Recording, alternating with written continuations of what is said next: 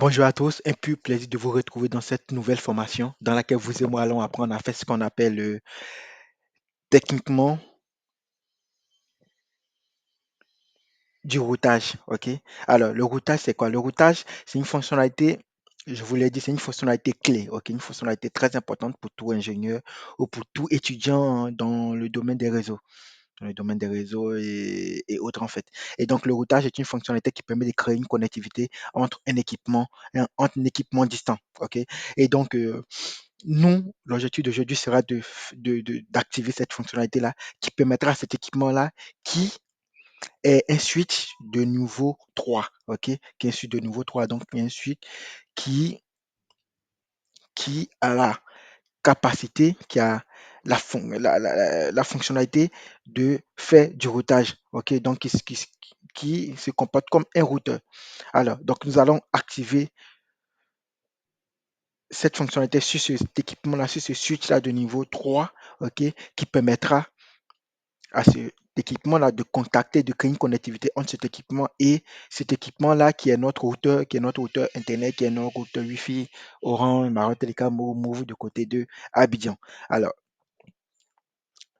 rapidement, nous allons prendre la main sur l'équipement et mettre en place cette fonctionnalité. Donc, une fois cette fonctionnalité établie correctement, elle permettra à cet équipement de sortir sur Internet, de naviguer sur Internet et donc à tous les PC qui sont ici de notre entreprise, ok, de notre LAN, de pouvoir sortir sur Internet. Et donc, tout utilisateur connecté à ces PC via ces VLAN-là pourront naviguer sur Internet, auront l'autorisation de naviguer sur Internet. Alors, rapidement, on va démarrer l'équipement. Donc là, une fois l'équipement est démarré, ce qu'on peut faire, c'est que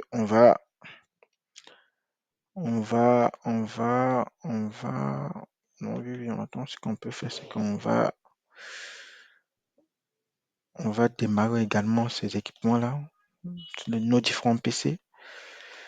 Différents PC, voilà. Et là, c'est bon.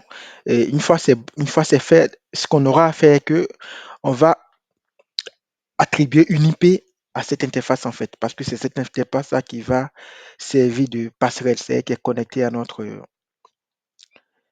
fournisseur d'accès Internet. Donc, on va activer une IP, on va lui affecter une IP, ok, qui lui permettra de pouvoir échanger avec cet équipement.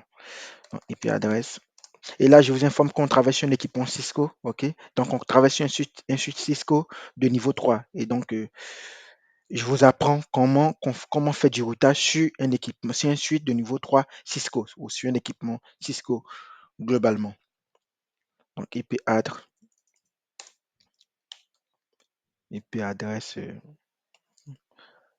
192.68.40. On va lui donner le 19 du NetMac, le masque réseau.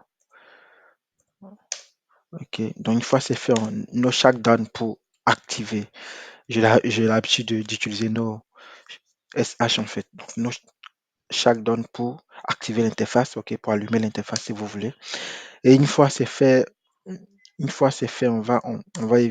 peut pour une question de best pratique, pour une question de sécurité, ok, on peut activer le NAT, donc outside, ok. Donc une fois c'est fait, on ressort de l'équipement et donc une fois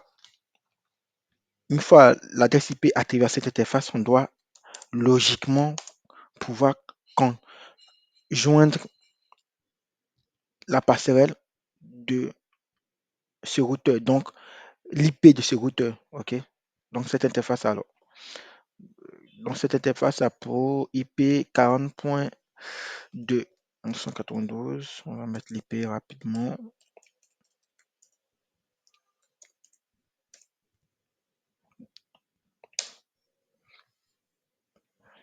Ok, donc vous voyez que le ping passe. Donc cet équipement arrive à contacter la passerelle, ok, arrive à contacter l'IP de notre routeur Wi-Fi. Donc là, ce que nous allons faire, c'est que avec ça, si vous voulez, la connexion n'est toujours pas établie. C'est-à-dire que on ne peut pas traverser cette interface, on ne peut pas naviguer sur Internet, on ne peut pas rejoindre Google ou on ne peut pas tout simplement aller sur Internet. OK? Nous allons faire le ping avec, nous allons vérifier cela avec moi. Vous constatez que là, on n'arrive pas à sortir sur Internet, on n'arrive pas à naviguer sur Internet.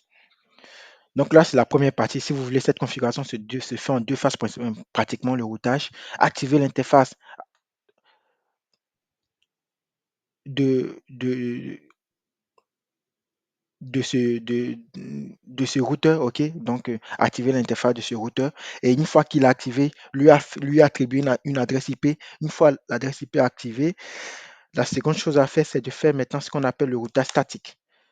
Donc, tout équipement avec ce routage, le routage statique, mais le routage par défaut, OK? Donc,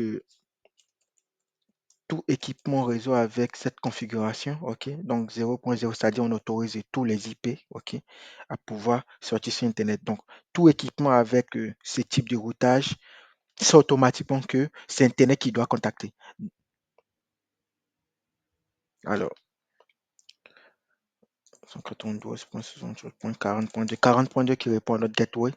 Donc, l'adresse IP de cette interface, donc l'adresse IP de notre routeur Internet. Donc là, c'est bon.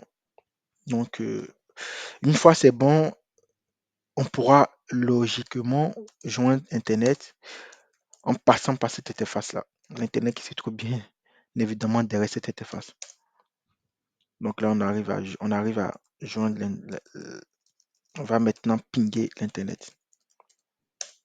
Et là, vous convenez avec moi que là, on arrive à pinguer Internet. On arrive à...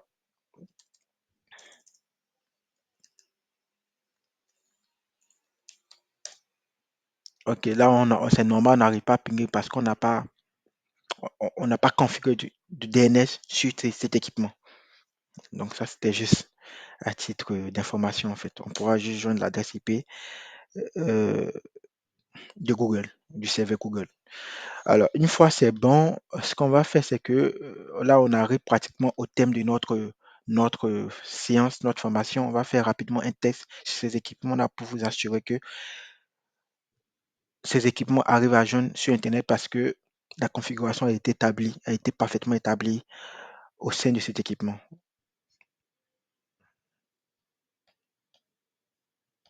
Donc là, cet équipement a déjà une adresse IP, OK, dans le VLAN 10. Donc nous, on va rapidement joindre Internet.